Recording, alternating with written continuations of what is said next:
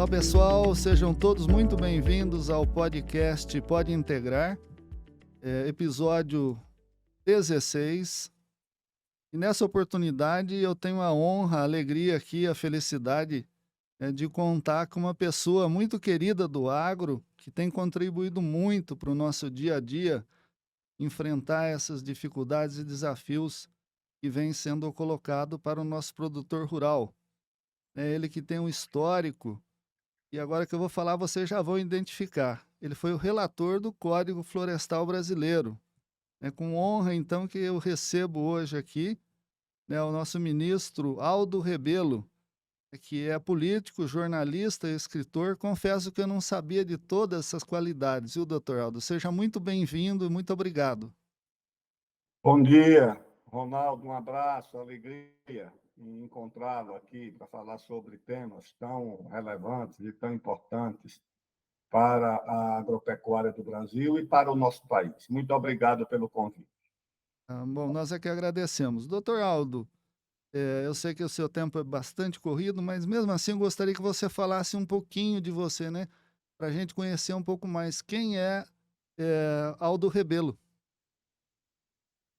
Ronaldo, eu sou alagoano, nasci na cidade de Viçosa, na zona rural da cidade. Meu pai, meu avô, minha mãe, meu bisavô, meu tataravô, meus familiares são pessoas do campo, da roça. Eu nasci de parteira, fui alfabetizado numa escola rural, depois me matriculei numa escola técnica agrícola, depois me matriculei no curso de Direito da Universidade Federal de Alagoas, trabalhei como jornalista, vim para São Paulo, fui presidente da da União Nacional dos Estudantes, fui vereador na cidade de São Paulo, depois fui deputado federal por São Paulo por 6 mandatos, fui presidente da Comissão de Relações Exteriores e de Defesa Nacional, fui presidente da Câmara dos Deputados, fui ministro da Defesa, fui ministro da Ciência e Tecnologia, fui ministro do Esporte na época da Copa, das Olimpíadas, da preparação dos grandes eventos, fui ministro da Coordenação Política e Relações Institucionais do governo do presidente Lula, fui líder do governo,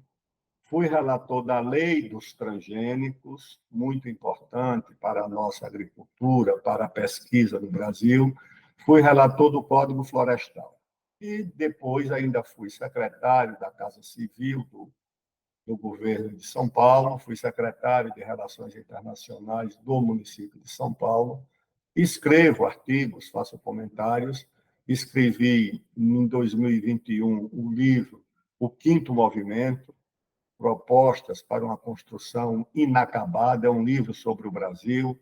E, recentemente, esse ano, publiquei o livro A Amazônia, a Maldição de Tordesilhas, 500 anos de cobiça internacional, que é um livro sobre a Amazônia e os seus desafios. No ano passado, eu passei 4 meses na Amazônia, visitei toda a região, passei pela Transamazônica toda de carro, desci pela BR-163, que vai sair no Mato Grosso, e o resultado é esse livro que está aí na praça, chamado Amazônia, a Maldição de Tordesilhas. Então, em resumo, é isso, uma coisa que eu posso dizer sobre as minhas atividades. Maravilha, muito extenso. Fico muito feliz em saber que, né, a gente tem bastante coisa comum. Eu também nasci na roça de parteira, fiz colégio agrícola, depois enveredei, né? Porque estava no DNA essa coisa da produção de alimentos. Sou filho, né, de produtor rural. Já não tenho mais meus pais, mas fui criado na roça. Meus avós vieram da Itália, naquela migração para cuidar de café no interior de São Paulo, né? E de meieiro de roça viraram proprietários na quebra da Bolsa do Café em 1929. Era vizinho de Zilo, Lorenzetti, aquelas famílias tradicionais, né? Que cresceram com a produção de banha de porco e agora depois vieram industriais, né? Hoje estão na usina de cana e açúcar, etanol. Muito bom, doutor Aldo. Você tem uma extensa vida política de tantas contribuições. Eu acompanhei bem próximo, né, estando aqui em Brasília, a questão do Código Florestal. Foi um desafio muito grande de fazer uma conciliação e chegar a um bom termo, né, que não fosse ruim nem para a sociedade, para o meio ambiente, nem para o produtor. Queria que você falasse um pouquinho, disso, como foi, você que trabalhou como relator, imagino que você suou muito, né, foi muito suor, para poder fazer esse arranjo, para poder fazer essa conciliação. Queria que você contasse um pouquinho para nós, porque o pessoal às vezes pensa assim que o código não é bom e não se, né, a gente vê muita crítica, mas não sabe toda a dificuldade e não sabe que é o único país que tem uma legislação ambiental tão boa, né, como o Brasil tem. Gostaria que você Olha, o que nós tínhamos, na verdade, era uma situação insustentável, de absoluta insegurança jurídica. Por quê? Porque os agricultores conviviam com 16 mil normas que tratavam da relação da produção rural com o meio ambiente. Todo mundo legislava, o Congresso legislava, os estados legislavam, o Ministério Público legislava, o CONAMA, que é o Conselho Nacional do Meio Ambiente, dominado por ONGs, legislava, e criaram uma situação insustentável, que tornou toda a agricultura praticamente ilegal.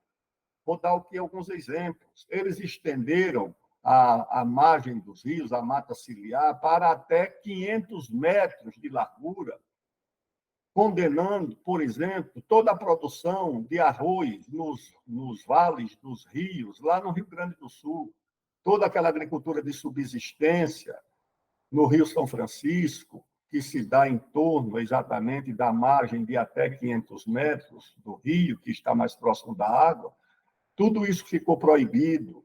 Essa agricultura de topo de morro, que pecuária, uva, aqui em Minas Gerais e São Paulo, café, maçã em Santa Catarina, tudo isso ficou proibido porque mudaram o declive que proibia a prática da agricultura em topo do morro.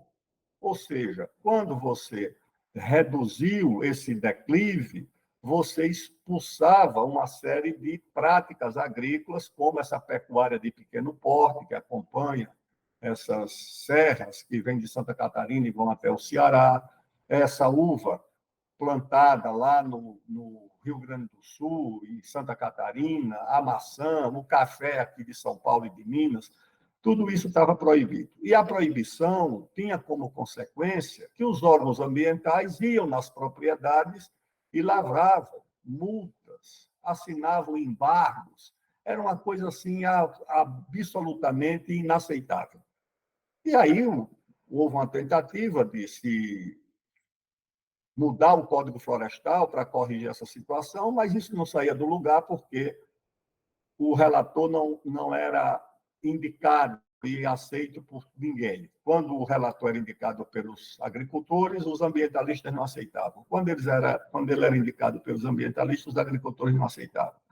E o meu nome foi um nome de consenso para tentar resolver essa situação. E eu fiz um esforço, fizemos mais de 200 audiências públicas, visitamos o Brasil inteiro, tentamos resolver as questões mais polêmicas. Ficou uma legislação muito dura para os agricultores. De fato, no mundo não há quem aceite renunciar nem a 10% de sua área produtiva. Na Amazônia, o Código impôs uma norma de 80% da área que o agricultor tem que renunciar, só pode produzir em 20% e concorrer com o agricultor europeu e americano que está produzindo em 100%. Isso é uma das coisas insustentáveis, mas ali você não tinha correlação de forças para fazer outra coisa.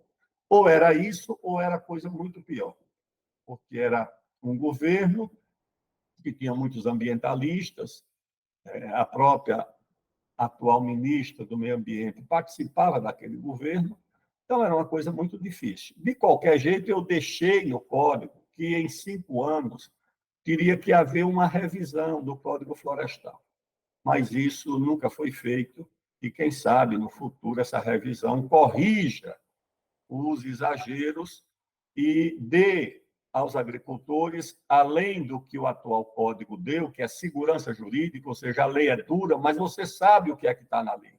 Não fica ao arbítrio de qualquer promotor, de qualquer conselho de meio ambiente, de qualquer órgão ambiental estadual, dizer o que é que deve ser feito dentro da propriedade. Muito bem. Eu até queria que você comentasse, recente eu vi, né, que o estado do Mato Grosso fez uma legislação e parece que um tribunal superior está querendo proibir isso ou revogar. Existe nessa, no Código Florestal, os estados também têm poderes para atuar em determinadas situações na proteção ambiental ou é uma legislação exclusiva nacional? Não, a legislação é concorrente. Concorrente significa que pode legislar a União, o governo federal, pode legislar o Estado e pode legislar o município. É uma das áreas onde a legislação é concorrente. Todos podem legislar. O que não pode é uma lei estadual contrariar a lei nacional. Ele pode legislar desde que esteja dentro da norma nacional. O que eu acho que deve ser feito, por exemplo, é respeitar o zoneamento econômico e ecológico dos estados, coisa que a União nunca fez. Nós temos absurdos acontecendo no Pará, como, por exemplo, em certas áreas do sul do Pará, onde o zoneamento do Estado permitia a prática econômica, a agricultura, a pecuária, em determinadas regiões, e em cima dessas áreas, já com pessoas produzindo e trabalhando, o governo federal criou unidades de conservação, colocando essas pessoas na ilegalidade. Então, eu acho que isso é o que precisa ser corrigido. Muito bem, doutor Aldo. Queria que você comentasse um pouquinho para nós, dentro do Código Florestal, né? Foi instituído o Cadastro Ambiental Rural. E o governo ficou de fazer a implantação desse CAR, principalmente para as pequenas propriedades, que são um grande número no país. Mas parece que não avançou. O que o governo fez foi colocar em prática a política nefasta do que se denomina no meio com o jargão de comando e controle, em contraposição à política de extensão rural. Onde está a diferença? Na extensão rural, o governo contrata técnicos agrícolas, da agropecuária, agrônomos, veterinários, e essa equipe de extensionistas percorre as fazendas, orientando o agricultor as melhores práticas na atividade dele, como proteger o meio ambiente, como tirar o melhor proveito da água, como fazer uma curva de nível, como proteger uma nascente. E o agricultor que não estudou, que não conhece técnicas avançadas de proteção do meio ambiente ou de aproveitamento da terra, ele vai recebendo essas orientações. Essa seria a política baseada na extensão rural. A outra política abandona a extensão rural e substitui a extensão rural por uma equipe de fiscais com um talão de multa no bolso e uma caneta e sai nas propriedades rurais procurando algum tipo de irregularidade para multar, autuar, embargar e transformar o produtor rural num criminoso. Porque há uma diferença entre a pessoa que desconhece um determinado meio, uma determinada norma, e aquela que deliberadamente desobedece a essa norma.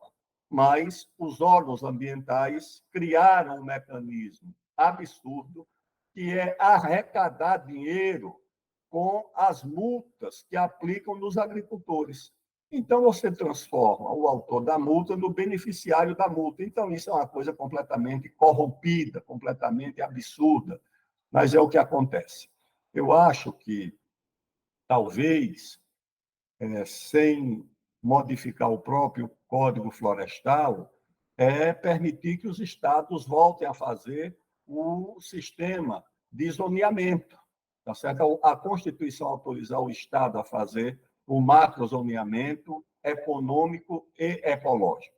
E no caso do cadastro ambiental rural, eu fiz na época a observação de que em muitos estados os lavradores mais pobres, com propriedades de baixa tecnologia, com um nível de informação também muito baixo, não teriam condições de fazer esse cadastro ambiental rural. Eu pego o caso lá do Nordeste, de Alagoas, por exemplo. Mais de 60% das propriedades têm até 5 hectares. Esse proprietário não tem nem computador em casa. Muitas vezes ele nem sabe da existência do Código Florestal. Ele desconhece completamente as normas. E o Estado, quando eu digo Estado, a União, os estados e os municípios deveriam celebrar convênios envolvendo as escolas técnicas, as faculdades ligadas à área de agronomia, de engenharia florestal, de veterinária, de zootecnia, os cursos técnicos, para realizar esse trabalho de fazer o cadastro ambiental rural. Mas não, você não faz esse trabalho, que seria uma forma de extensão rural, e aí, quando o agricultor, por desconhecer ou por não ter meios, não faz o cadastro, ele fica na ilegalidade, o que é algo completamente absurdo. Maravilha, muito bem. Gostaria que você comentasse um pouquinho também, né? A gente tem uma dificuldade no nosso setor do agro comunicar para a sociedade o que a gente está fazendo de bem, né? Na sua visão, o que que o Código Florestal, o que que essa adequação ambiental das propriedades, né, o cadastro ambiental rural, traz de benefício para o produtor e para a sociedade? O benefício é exatamente o agricultor sentir algum tipo de segurança jurídica. Ele sabe que há uma legislação muito dura, muito exigente, sem comparação com qualquer uma outra existente em qualquer outro país do mundo, porque não há, a nossa é única, e ele se sente seguro. Por quê? Porque ele sabe qual é a norma que tem que obedecer. A outra vantagem é que ele também pode se defender da arbitrariedade do agente público, do fiscal, de quem quer que. O Ministério Público, principalmente, que funciona no Brasil como o braço jurídico das ONGs, e que tem o agricultor, muitas vezes, como inimigo a ser perseguido, a ser combatido. Eu acho que a clareza da norma, da legislação, permite que o agricultor se proteja. O artigo, acho que é o 63, que nós denominamos de lei do tempo, que permite que o agricultor possa se desobrigar de recompor área de reserva legal se a área foi ocupada em época que a legislação permitia. Eu acho que essas coisas são importantes para o agricultor. Vou voltar e gostaria que você colocasse então para a sociedade, né? O que que esse instrumento, código, traz de benefício para a sociedade? Quando você protege com segurança jurídica o agricultor, você está protegendo a sociedade. Por que razão? Porque o agricultor, ou a agricultura, ou a agropecuária, ou a agroindústria, tem uma responsabilidade multidisciplinar na vida da sociedade. Encontrar aí uma expressão que é agronegócio, que não explica o que é essa atividade. Pelo contrário, restringe. A agropecuária é muito mais do que um negócio. Quando você fala de negócio, só interessa a um grupo muito pequeno que tem na agropecuária um negócio. Mas a agropecuária você poderia chamar de agroemprego, porque gera milhões de empregos diretos no campo e de empregos indiretos. Na indústria, por exemplo, toda a indústria de máquinas e equipamentos agrícolas, de colheitadeiras, indústria metalúrgica, gerada pela atividade rural. Você tem a indústria química, dos insumos que são produzidos para a agricultura, em indústrias químicas das cidades, indústrias urbanas de alta tecnologia. Você tem a indústria farmacêutica fabricando todos os remédios, as vacinas que são aplicadas nos rebanhos, no gado, nas granjas, para a produção de frango. Tudo isso é indústria urbana de alta tecnologia, como a indústria farmacêutica, por exemplo, que é sustentada pela atividade agrícola, pelo mundo rural. Você tem a segurança alimentar. Quando você sabe que aqui em São Paulo, na periferia de São Paulo, um trabalhador de domingo pode atravessar a rua, ir numa padaria e comprar um frango para o almoço, é porque tem alguém produzindo soja e milho para fazer a ração do frango. Tem alguém tomando conta disso numa granja, em algum lugar, alimentando, depois distribuindo para o país inteiro. E uma cidade como São Paulo não produz frango, não produz carne.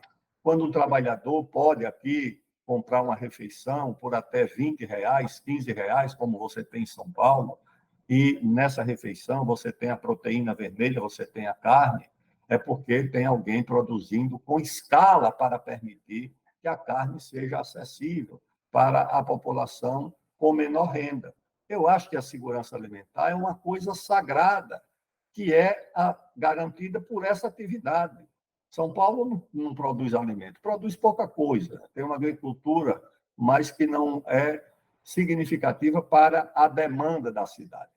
E o Brasil, além de alimentar todas as suas cidades, o Brasil ainda exporta alimento, o que torna o Brasil também responsável por uma parte da segurança alimentar do mundo. Aí você pode falar que a agricultura e a pecuária são fontes de inspiração para a música.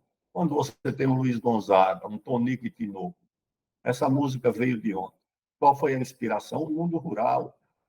Você tem a literatura do Graciliano Ramos, o Romance São Bernardo é uma história de uma fazenda. O Grande Sertão Veredas, do Guimarães Guimarães Rosa, né? Rosa, é Isso. sobre vaqueiros, tá certo? E você tem o Zé de Alencar, você tem o Zé Lins do Rego, o Menino de Engenho, tudo isso é literatura inspirada no campo. Você tem Vila dos Confins, ali do Mário Palmério, aí de Minas. Você tem tudo isso. Aí você tem a culinária urbana, você tem os restaurantes que tiveram como laboratório uma cozinha na roça. Você tem a história do Brasil, o ciclo da cana, o ciclo do café, o ciclo do gado, o ciclo do algodão. Tudo isso, o café que ajudou a industrializar São Paulo, foi o excedente do café.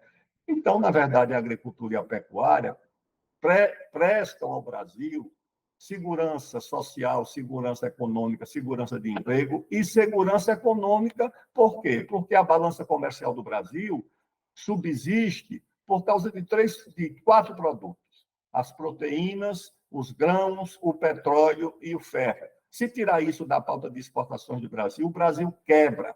Infelizmente, esse esforço, esse trabalho, esse serviço prestado pelo mundo rural não é reconhecido, em parte pela sociedade e também pelo governo.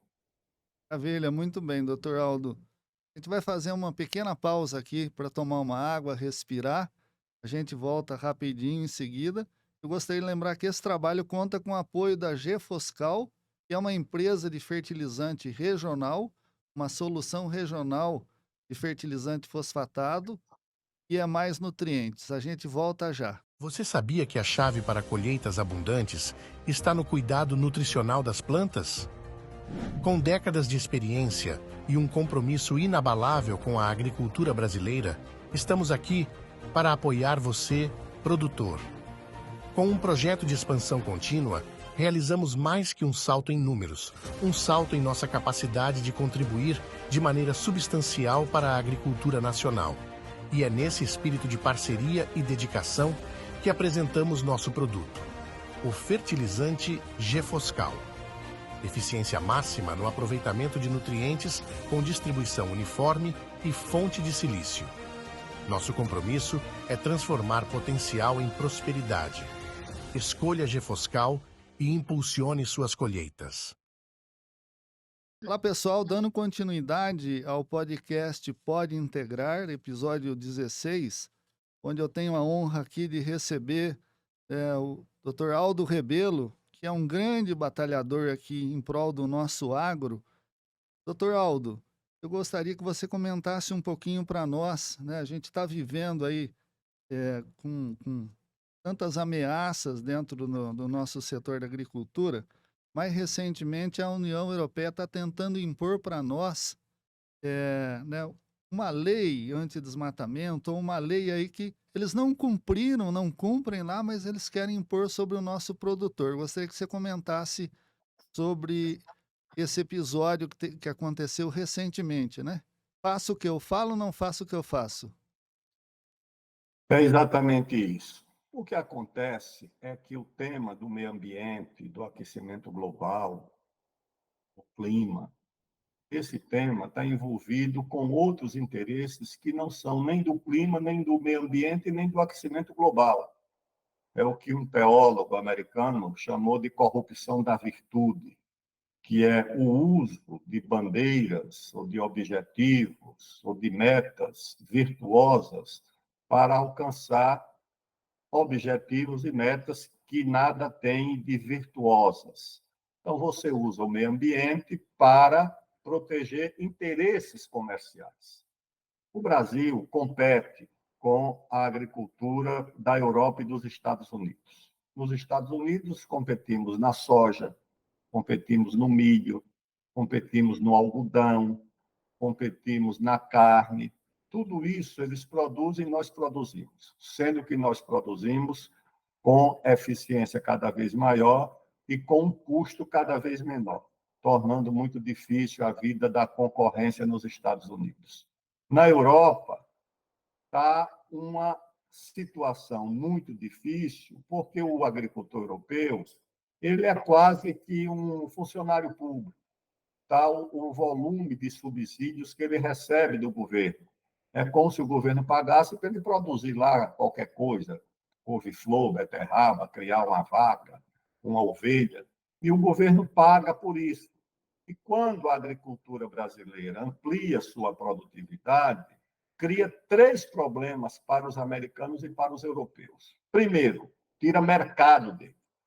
Claro, porque a mesma oferta vai ter dois fornecedores. Naturalmente, o consumidor vai escolher o mais barato, que será o nosso. Então, os europeus e americanos perdem mercado para nós. Em segundo lugar, a queda do lucro, ou seja, além de perder mercado, a lucratividade cai porque nós vamos colocar a nossa mercadoria a preços menores, então cai a lucratividade. É o segundo problema que nós criamos para os nossos concorrentes. E o terceiro problema é que obriga os governos da Europa e dos Estados Unidos a ampliar o subsídio estatal, o dinheiro público que vai para os agricultores. Claro, porque se cai a renda e se cai o mercado, para o agricultor se manter na atividade, vai ter que ter uma renda pública, uma renda estatal. E isso, evidentemente, faz com que eles procurem criar mecanismos que não são o da produção para nos dificultar. E um deles é esse: cria uma série de barreiras não tarifárias para os agricultores brasileiros. Por quê? Porque, rigorosamente, o país que mais protegeu florestas, meio ambiente no mundo, foi e é o Brasil. A Europa não protegeu nada. A Europa converteu tudo em área de produção, em área agrícola. E quando os governos tentam fazer qualquer tipo de restrição, quase há uma revolução, como aconteceu recentemente. Eles fizeram manifestações pela Europa inteira e obrigaram os governos a recuar, quando os governos quiseram cortar o subsídio da energia, do diesel, para os agricultores e obrigá-los a ceder uma pequena parcela das suas áreas para reflorestamento, coisa que eles não aceitam. Então, eles querem fazer tudo isso no Brasil, principalmente na Amazônia. É como se o Brasil fosse destinado a ser a reserva legal do planeta. E eles, a fazenda, ou seja, como disse o americano, fazendas aqui, florestas lá. Fazenda nos Estados Unidos, florestas no Brasil. Farm here, forest there. Fazendas aqui, florestas lá. Esse é o princípio deles. O Brasil não pode aceitar e nem deve aceitar, porque se eles vão impor ao Brasil algum tipo de sanção, nada que eles possam fazer contra o Brasil que o Brasil não possa fazer em relação a eles. O Brasil pode impor, por exemplo, que o vinho importado da França tenha sua origem em áreas que produzam a uva respeitando o Código Florestal brasileiro. Se a sua área não tiver 80% de reserva legal, o seu vinho não entra aqui. Ah, o queijo francês, se chegar aqui, nós vamos também dizer. Se a cabra ou a vaca que produziu esse queijo teve o seu alimento originário de uma área que não respeita a legislação florestal, também nós não aceitamos. Então, o Brasil vai ter que fazer alguma coisa. Então, não importa vinho da Argentina, do Chile, de Portugal, por que é que nós vamos aceitar as imposições da França? Que faz isso não para proteger o meio ambiente, para proteger os seus agricultores. É legítimo a França proteger seus agricultores? É. Às nossas custas, não, tá certo? Por que às nossas custas? É isso que nós não podemos aceitar. Muito bem, é como a gente diz no ditado popular, né, doutor Aldo? Fazer cortesia com chapéu alheio, né? Exatamente. Muito bem. Eu costumo falar aqui para os meus alunos que os europeus eles ficam desdenhando, porque quem desdenha quer comprar, né? Mas quer comprar barato, não é verdade? Exatamente. Todo mundo quer comprar barato. E o Brasil é um país que tem uma agricultura forte, mas uma diplomacia fraca. Enquanto que eles têm uma agricultura fraca e uma diplomacia forte. Então, eles querem usar a diplomacia forte para favorecer a agricultura fraca e prejudicar o país que tem uma agricultura forte, mas uma diplomacia fraca. O Brasil precisa fortalecer a sua diplomacia. O Brasil não pode aceitar. O Brasil tem uma coisa muito importante na geopolítica do mundo, que é a segurança alimentar. O mundo pode viver sem bomba atômica, o mundo pode viver sem tecnologia, o mundo pode viver sem um monte de coisa em determinadas áreas, tá certo? O mundo viveu muito tempo sem automóvel, sem aparelho celular, sem televisão. Agora, desde que o mundo é mundo, que as pessoas precisam de 3 refeições por dia. E não há como fabricar isso numa metalúrgica ou numa indústria química. Ou tem um sujeito criando uma vaca e cuidando de uma roça em todo canto, nos Estados Unidos, na China, na Rússia, no Brasil, na Argentina, na Inglaterra, ou não tem segurança alimentar. Esse é que é o problema. E o Brasil dispõe dessa força. A própria ONU reconhece que o Brasil tem uma grande atribuição na segurança alimentar do planeta. E por que a ONU diz isso? A FAO, né, que é o órgão da ONU que cuida da agricultura e da alimentação. A FAO diz isso porque o Brasil dispõe de recursos naturais, de terra, de água, de clima, tudo isso é favorável. É um país que pode ter 2, 3 safras por ano. Países de agricultura tropical têm uma só, porque o clima não permite, mais do que isso. O Brasil dispõe do conhecimento gerado por essa agricultura tropical, criou centros de pesquisa, como a Embrapa, como aqui em São Paulo, a Unesco de Jabuticabal, O IAC também, né, doutor Aldo, que é Botucatu, centenário. tem o IAC, o Instituto, exatamente, o Instituto Agronômico, o Instituto de Alimentos, a Exalc, Viçosa, Lavras, Rural do Rio, Rural de Pernambuco, Rural da Amazônia, as universidades federais. O Brasil avançou muito na produção do conhecimento para a agricultura tropical. Então, e o Brasil ainda tem uma terceira vantagem, além dos recursos naturais, além do conhecimento, o Brasil tem o agricultor, que não é uma coisa que você improvisa. Agricultor você não recruta por concurso. O agricultor tem que ter uma vocação, uma ligação com a terra. O Brasil tem tudo isso e deve transformar isso numa força geopolítica, diplomática, e não ficar se curvando à agenda da ONU e dos interesses internacionais dos seus concorrentes. Maravilha, doutor Aldo. Bom, gostaria que você comentasse um pouquinho, né, sobre esses desafios que a gente tem para o desenvolvimento sustentável na Amazônia. Você comentou do seu livro, né, que aborda isso. Fale um pouco para nós sobre como você enxerga, né, e você sempre fala isso, eu acompanho muito. Você fala, tem uma população de mais de 20 milhões de pessoas na Amazônia que é ignorada. O pessoal de fora e às vezes aqui de dentro mesmo, a gente só pensa na floresta, esquece que tem seres humanos lá. É exatamente esse o conflito, essa a contradição, esse o paradoxo de você ter na região mais rica do mundo, porque é a Amazônia a região mais rica, por isso é a mais cobiçada, por isso que querem fazer conferência do clima lá em Belém, não é por causa do clima, é por causa das riquezas da Amazônia, não é pelo nosso bem, é pelos nossos bens. E você tem a maior reserva mineral do planeta na Amazônia, a maior reserva de água doce do mundo na Amazônia, você tem a maior reserva de biodiversidade do mundo na Amazônia, você tem a maior reserva, a maior área de agropecuária na Amazônia, e dentro da Amazônia, nessa área tão rica, você tem a população mais pobre do Brasil, com os piores indicadores sociais. Aí alguém pergunta no mundo, qual é a região mais rica do mundo e do Brasil? A Amazônia. E onde está a maior pobreza do Brasil? Na Amazônia. Onde é que estão os piores índices de mortalidade infantil? Na Amazônia.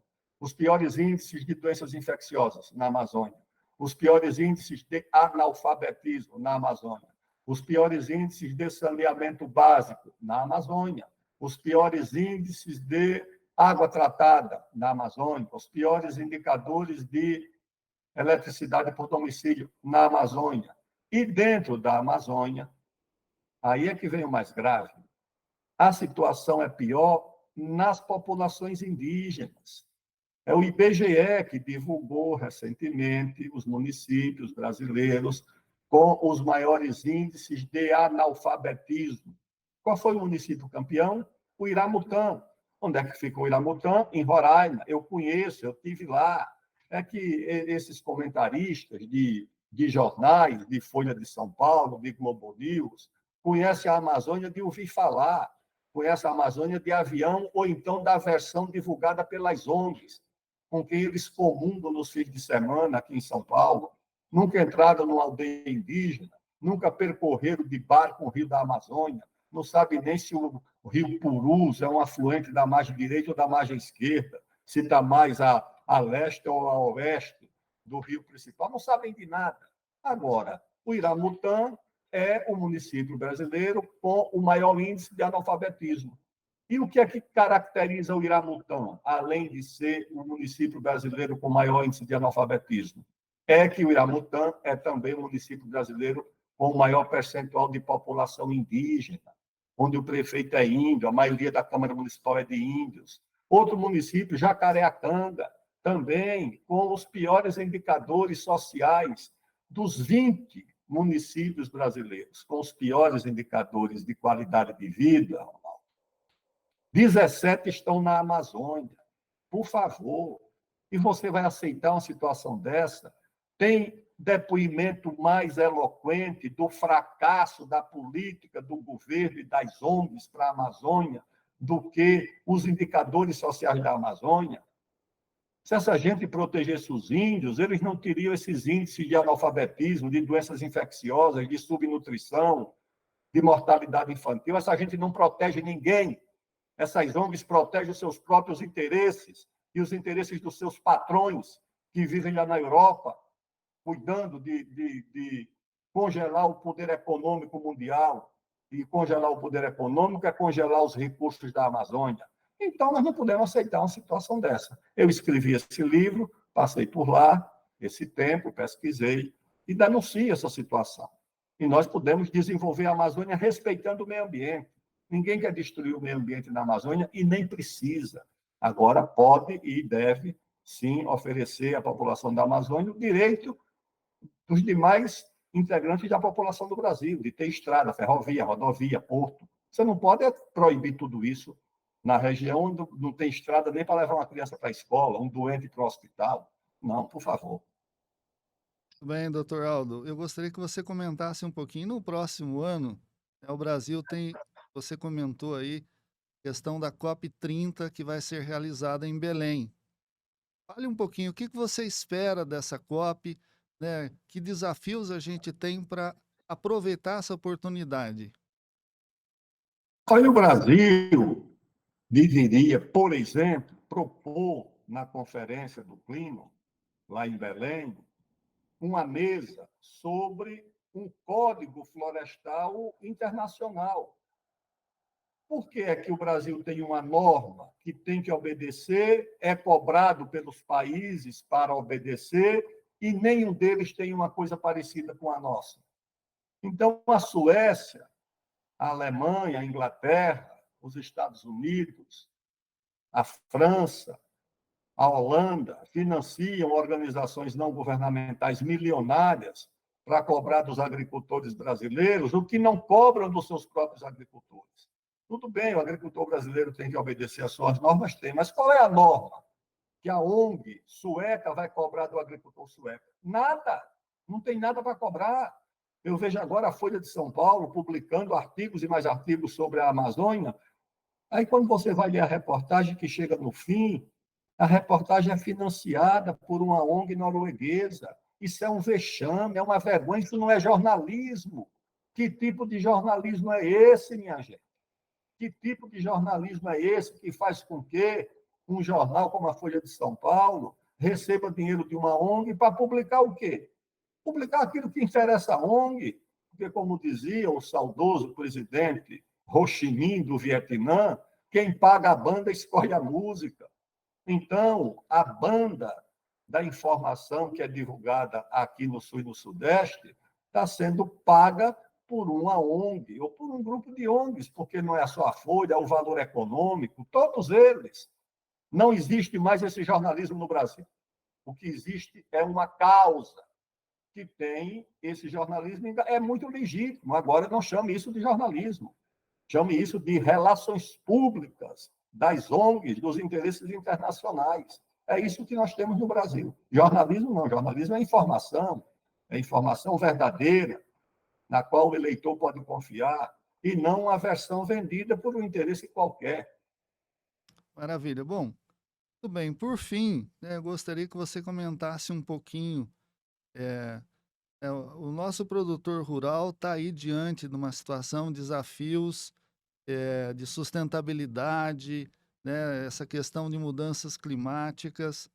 Como você vê, a gente teve mais recente esse episódio do fogo no meio rural, né, queimadas.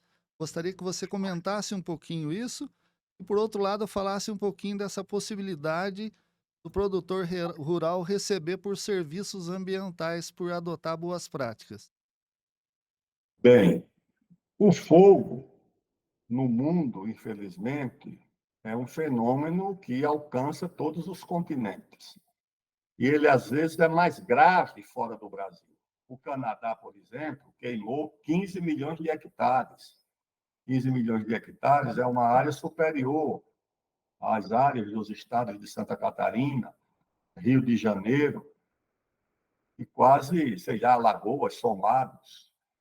Você teve e 8 bombeiros morreram queimados no Canadá. O Canadá tem uma autoridade pública, uma autoridade federal, para cuidar exclusivamente da prevenção de incêndios, coisa que o Brasil não tem. Você teve nos Estados Unidos mais de 100 mil quilômetros quadrados, é mais do que Portugal, que queimou, principalmente ali naqueles estados do oeste, do sudoeste, da Califórnia, principalmente. Você tem isso aí em Portugal, que virou um caso de calamidade internacional, com a União Europeia providenciando socorros para Portugal, mas você tem também isso na África, Moçambique, Angola, você tem isso na Ásia, ou seja, é um fenômeno internacional produzido por essas mudanças de temperatura dos oceanos, por mudanças na alteração do regime do Sol, do regime solar, e você tem, quando aumenta a temperatura, diminui a umidade, o que agrava ainda mais esse risco, principalmente quando você tem um raio que cria as faíscas, as fagulhas que tocam fogo em tudo, ou você tem causas humanas, porque você tem na agricultura brasileira ainda o fogo como manejo permitido e legal para a limpeza da terra, e mesmo em São Paulo, há alguns anos, as pessoas lembram, quem ia daqui para Ribeirão Preto, de São Paulo para Ribeirão Preto, ia debaixo de uma nuvem de fuligem e de fumaça. Até hoje a queimada é legal nos canaviais de Alagoas e Pernambuco. Até hoje os agricultores da Amazônia os ribeirinhos, os mais pobres, que não dispõem de tecnologia, usam as coivaras e o fogo para destocar, para limpar a terra. A população indígena sempre usou o fogo dessa forma. Então, tanto que o governador do Pará proibiu o quê? As queimadas legais, porque as ilegais, ou seja, é só a polícia, a repressão. Você tem as queimadas criminosas. Quais são as queimadas criminosas? São aquelas, como aqui em São Paulo, a polícia localizou, denunciou que integrantes do PCC estariam queimando lavouras e canaviais no interior de São Paulo. E você tem as queimadas nas áreas públicas, que não têm suficiente proteção, não tem fiscalização. E você tem as queimadas acidentais. Queima num lugar, o fogo se transporta para uma outra área e sai queimando tudo. E o governo dispõe de pouca iniciativa para isso. Por quê? Porque é uma calamidade que ela não pode ser evitada 100%, mas ela pode ter os seus danos reduzidos se o governo tivesse uma política de integração dos mecanismos da união dos estados e dos municípios. Porque o governo federal dispõe do IBAMA, dispõe da FUNAI, dispõe das Forças Armadas, do Exército, da Marinha, da Aeronáutica, da Polícia Federal, da Força Nacional. São recursos humanos e materiais que podem ser mobilizados para prevenir e atacar um foco de incêndio. Você tem as forças dos estados. Todo estado tem corpo de bombeiros, que são agrupamentos treinados, preparados, de alto grau de eficiência. Você tem as polícias militares, as polícias civis, os órgãos ambientais, polícias florestais. Em todos os estados você tem polícias florestais. E você tem os municípios. Eu lembro que eu era ministro da Defesa, teve, acho que aquele acidente de Brumadinho. A primeira unidade que chegou para socorrer a população foi o tiro de guerra. É uma unidade quase que semiprofissional do Exército. São meninos da própria cidade, da própria região, que oferecem ajuda numa situação de emergência. Então, eu acho que o governo federal deveria, de fato, dispor de iniciativas de esforço integrado, como tem na segurança. No Ministério da Defesa tem uma operação Ágata contra ilícitos internacionais que reúne as Forças Armadas, a Polícia Federal, o IBAMA, a Receita Federal, a Força Nacional, as polícias estaduais, Polícia Civil, Polícia Militar. E quando essa operação está em curso, de fato, reduz bastante os crimes transnacionais. Você poderia usar esse esforço, no caso, para prevenir e combater esse tipo de sinistro que são as queimadas.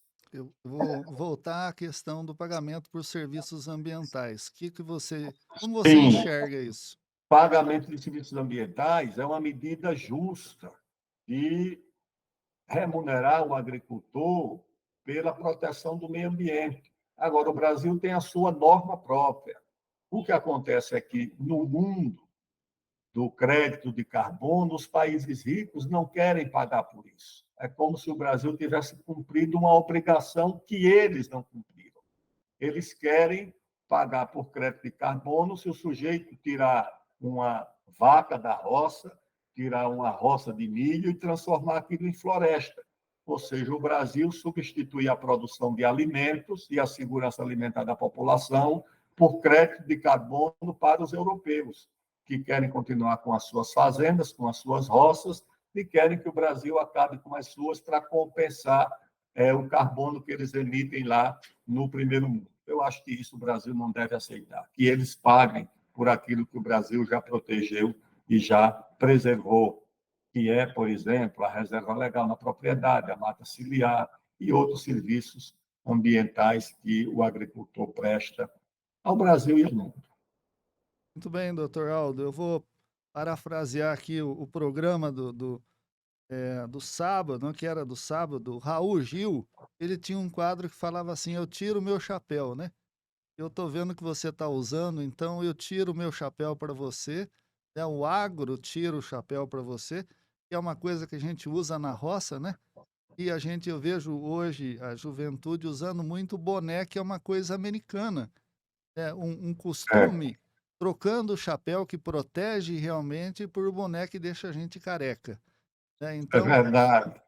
Tiro o meu chapéu para você, estou muito feliz, muito agradecido, parabéns pelo seu trabalho, né, que você vem desenvolvendo em prol do nosso agro, comunicando isso para a sociedade e falando, né, com muita veemência, com muita propriedade, com muita energia, com muita transparência, e assim, sendo uma voz que representa o nosso setor, falando com coragem também, porque às vezes no campo a gente fica meio recuado, né? Mas você tem sido essa voz que traduz o sentimento do produtor rural brasileiro. Então, né, gratidão por você estar aqui, você dedicar esse tempo e compartilhar um pouco da sua vida como cidadão conosco, tá? Muitíssimo obrigado. Obrigado, Ronaldo. Um abraço, parabéns pelo seu trabalho e conte sempre comigo aqui, viu? E até breve, se Deus quiser. Amém. Até breve, gratidão. E eu gostaria de dizer que esse trabalho sempre conta com o apoio da Gefoscal, que é uma empresa de fertilizantes regional que é mais nutrientes. Fique com Deus e até breve.